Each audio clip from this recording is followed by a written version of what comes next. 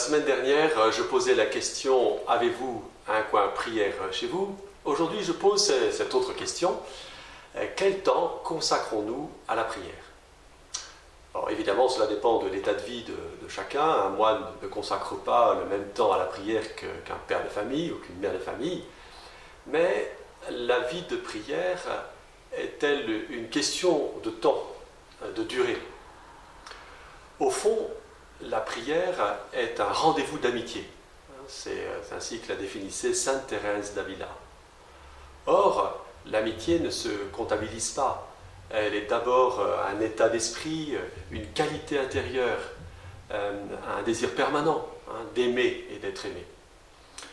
Regardez ce que vivent deux amoureux, fous d'amour, qu'ils soient au travail, en voyage, séparés, quelle que soit l'activité qu'ils ont, ils pensent l'un à l'autre et ils n'ont qu'un désir, c'est se retrouver. Saint Augustin dit que l'essentiel de la prière est le désir. Et le désir de Dieu est appelé lui aussi à être continuel. Normalement, nous devrions être constamment attirés vers Dieu, vers le soleil de nos vies, la source de nos actes, la bonté infinie, notre Créateur et notre Sauveur. Nous devrions constamment tendre vers Dieu. Donc, d'une certaine façon, la prière, ou pour mieux dire l'état de prière, devrait être permanent. Ceci dit, il est illusoire de penser faire de la prière une respiration continuelle si on ne réserve pas à la prière des temps fixes pendant lesquels on s'y consacre à l'exclusion de toute autre activité. Il est important de se donner des temps de prière, de réserver des moments à Dieu et d'une certaine façon à Dieu seul. Le rythme de ces temps, l'endroit où on les place dans la journée, leur durée, sont à trouver par chacun en fonction de ses activités, de son agenda, de ce qu'il ressent comme meilleur pour lui. Certains prieront le matin avant d'aller au travail, d'autres le soir, d'autres par petites périodes, plusieurs fois dans la journée.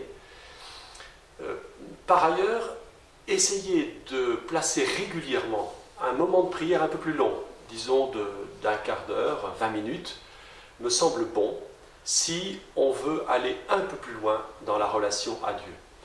Grâce à un temps de prière plus long, on peut non seulement faire un beau signe de croix, dire le Notre Père, le Je vous salue Marie, mais on peut aussi lire un passage d'évangile, se poser quelques questions sur ce texte, sur sa vie, essayer d'y répondre, faire silence, finalement dire quelques mots personnels à Dieu.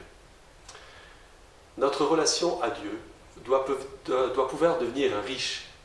Il s'agit non seulement de parler à Dieu, mais aussi de l'écouter.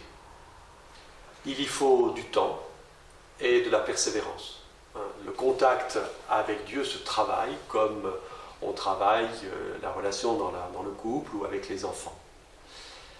Je vous souhaite vraiment de pouvoir mettre en place dans vos journées, dans vos semaines, ces temps de prière, de respiration avec Dieu. Et voilà quelques questions pour terminer. Quel moment de prière prenez-vous dans la journée, dans la semaine? Quelle forme prend votre relation avec Dieu au long de votre vie? Bonne semaine.